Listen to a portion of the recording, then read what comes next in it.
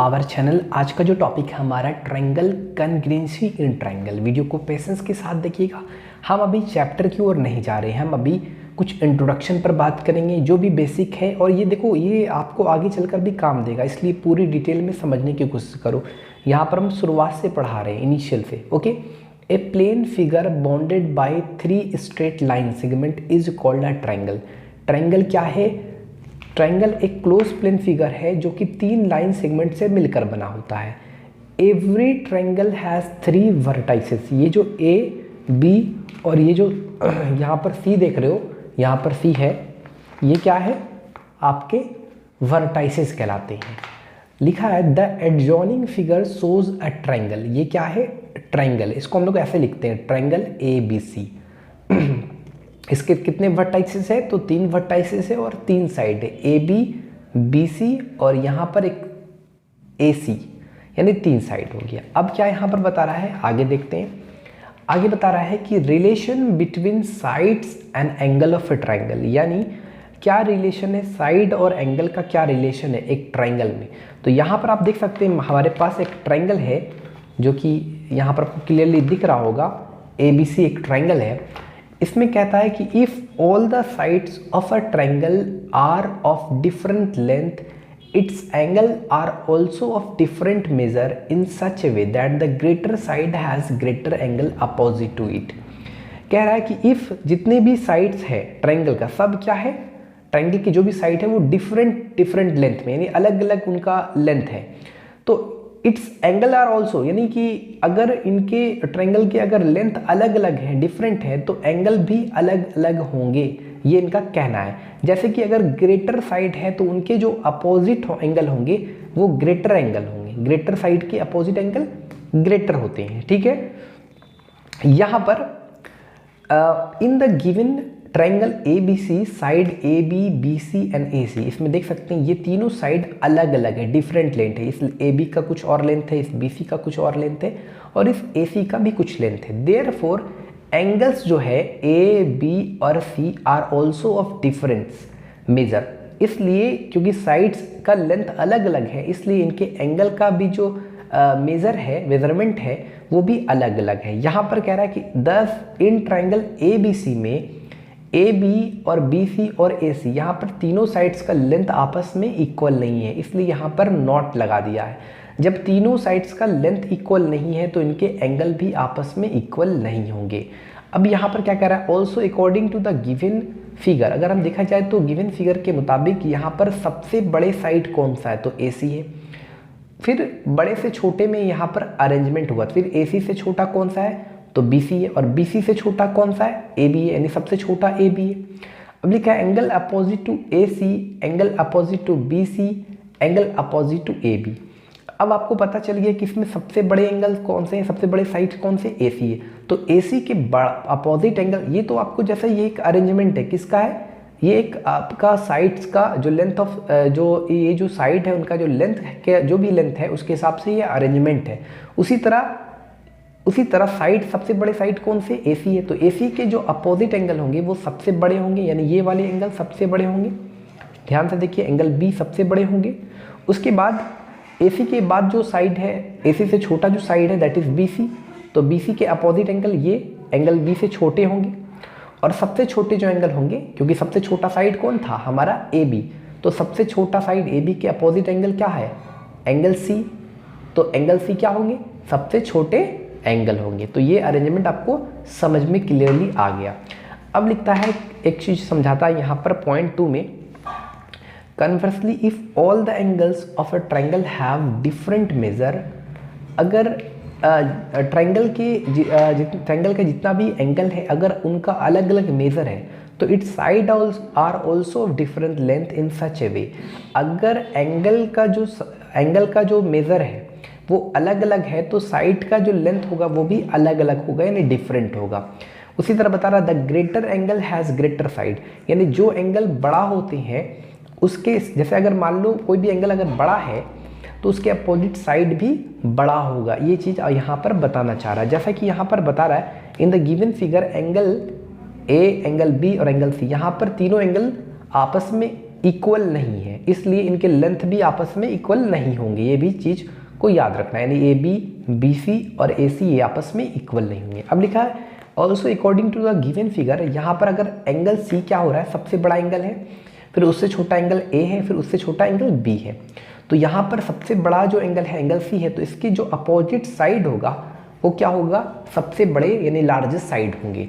उसके बाद जो एंगल ए है एंगल सी से छोटा है, तो एंगल ए के जो सामने वाले साइड होंगे बी सी इस ए बी से छोटा होंगे, और सबसे छोटा एंगल यहाँ पर बी है, तो एंगल बी के अपोजिट साइड ए सी यानी ए सी सबसे छोटा साइड ए सी इसका, क्योंकि इसका लेंथ क्या सबसे छोटा होगा। तो इस कुल मिलाकर इस चीज़ को आप याद रखना है कि अगर साइड बड़ा है तो उसके अपोजिट एंगल बड़े होंगे, अगर एंगल बड़ा है तो उसके अपोजिट साइड बड़े होंगे, एंगल छोटा है तो उसके अपोजिट साइड छोटा होंगे, अगर साइड छोटा है तो उसके अपोजिट एंगल छोटा होंगे। तो इस चीज़ को बेसिकली आपको याद रखना है। अब क्या कह रहा है, इफ एनी टू साइड, ये हमारा थर्ड केस है, if any two sides of a triangle are equal, कोई भी ट्रायंगल की कोई भी दो साइड, ये साइड या ये साइड, ये साइड या ये साइड इक्वल हो जाए, then the opposite angle opposite to them are also equal. तो उस कंडीशन पर कोई दो साइड अगर इक्वल हो जाए तो उनके जो अपोजिट एंगल होंगे आपस में इक्वल होंगे। अगर साइड इक्वल है तो अपोजिट एंगल यानी ये एंगल और ये एंगल इक्वल होंगे। अब इसी का कन्वर्सली क्या कहता है कि if any two angles of a triangle are equal, triangle के कोई दो एंगल अगर आपको दिया हुआ है कि दो एंगल्स आपस में इक्वल है, तो अगर एंगल्स आपस में इक्वल है तो याद रखना साइड भी आपस में क्या होगा, इक्वल होगा। ये चीज़ को आपको याद रखना है। जैसे यहाँ पर बता रहे हैं इन ट्रायंगल ए बी सी में ए बी ए सी बराबर है, यानी कि ये साइड और ये साइड बराबर है। जब दो साइड बराबर है ट्रायंगल में तो उसके अपोजिट एंगल यानी एंगल बी और एंगल सी आपस में बराबर होंगे। उसी तरह इसी का एक कन्वर्स है कि अगर एंगल बी यानी एंगल्स आपस में इक्वल है तो उसके अपोजिट साइड भी आपस में इक्वल होंगे। स्टूडेंट ये हमारा चौथा पॉइंट है, क्या कह रहा है समझते हैं।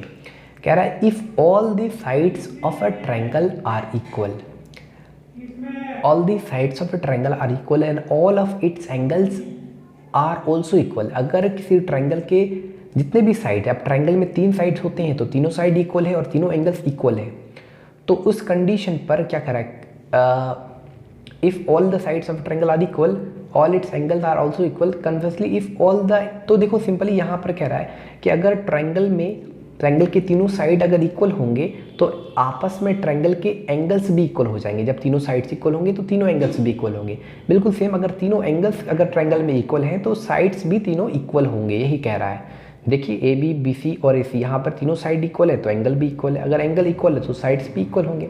तो ये चीज़ तो आपको क्लियरली समझ में आ गया। अब ऐसे जो ट्रायंगल होते हैं जिनके तीनों साइड्स इक्वल होते हैं, इस तरह के ट्रायंगल को हम लोग इक्विलैटरल ट्रायंगल नाम से जाने जाते हैं। ठीक है स्टूडेंट, हमारा जो नेक्स्ट सम इम्पॉर्टेंट टर्म्स है इसके बारे में जानना बेहद ज़रूरी है।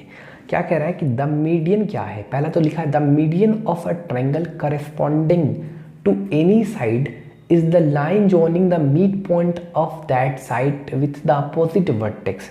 देखो मीडियन क्या होता है हम अपनी भाषा में आपको बताते हैं। जैसे यहाँ पर एक ट्रायंगल है, अब ये इसका वर्टेक्स है, वर्टेक्स के अपोजिट साइड को ज्वाइन करने वाली लाइन है, बल्कि ज्वाइन करने वाले जो लाइन किसके, इसके मिड पॉइंट को, जैसे ये वर्टेक्स है जिसके अपोजिट साइड कौन सा है बी सी, तो बी सी के मिड पॉइंट को ज्वाइन करने वाले ये जो लाइन है that line is called median.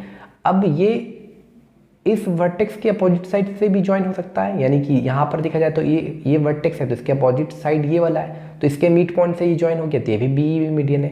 ये यहाँ से भी ज्वाइन हो सकता है, अगर ये वर्टेक्स ले रहे हैं तो इसके वर्टेक्स अपोजिट से जाएगा लाइन किसके, यहाँ पर इसके मिड पॉइंट से ज्वाइन होगा, यानी इस ए बी के मिड पॉइंट से।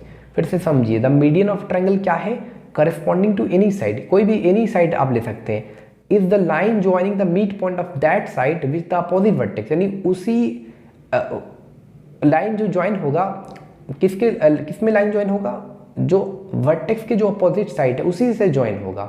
अब ये वर्टेक्स है उसके अपोजिट साइड कौन सा, ये ए सी, तो इसके मिड पॉइंट को ज्वाइन होगा, तो यही हमारा मीडियन कहलाता है। ठीक है, जैसे कि यहाँ पे दिया हुआ कि AD is the median corresponding to side BC, किसके साइड है, BC के करस्पॉन्डिंग है, उसी तरह यहाँ पर AC के, उसी तरह यहाँ पर AB के। ठीक है, अब यहाँ पर एक चीज़ बोलता है कि ए ट्रायंगल हैज़ 3 मीडियंस। आपको पता चल गया कि ट्रायंगल में कम से कम कितना मीडियंस हो सकता है, तो ट्रायंगल में टोटल मीडियंस हो सकता है 3 medians. And all the three medians are always concurrent. देखो कनकरेंट मतलब क्या होता है, कनकरेंट लाइन यानी दो या दो या से अधिक ऐसे लाइन जो एक ही पॉइंट से पास होता है। मान लो कि ये पॉइंट है, अब इसी पॉइंट से दो या दो से अधिक लाइन पास हो रहा है, तो ये जो लाइंस होंगे ये कनकरेंट लाइन कहलाते हैं। ठीक है, तो यहाँ पर देखा जाए तो ये तीनों जो मीडियंस है, एक ट्रायंगल पे तीन मीडियंस हो सकते हैं, तो ये तीनों मीडियंस इसी पॉइंट से पास हो रहा है, इसी पॉइंट से, तो इसलिए एक ही पॉइंट से तीनों लाइंस पास हो रहा है, तो यहाँ पर इन तीनों मीडियंस को आप लोग क्या कह सकते हैं, कनकरेंट। ये भी चीज़ क्लियर हो गया। अभी कहा they intersect each other at one point only, अब एक ही पॉइंट पर इंटरसेक्ट कर रहा है। The point of intersections of the median is called the centroid of the triangle.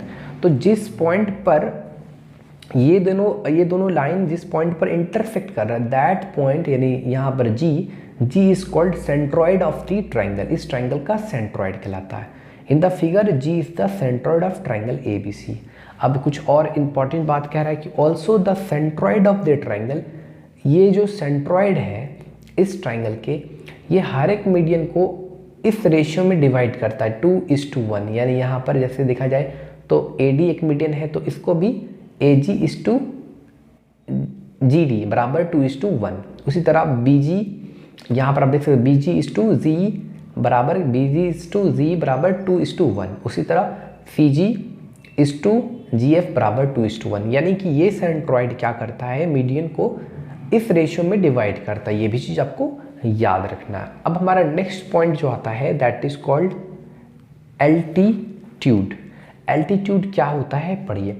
N altitude of a triangle corresponding to any side, किसी भी side के corresponding हो सकता है, is the length of the perpendicular drawn from the opposite vertex to that side. Clear.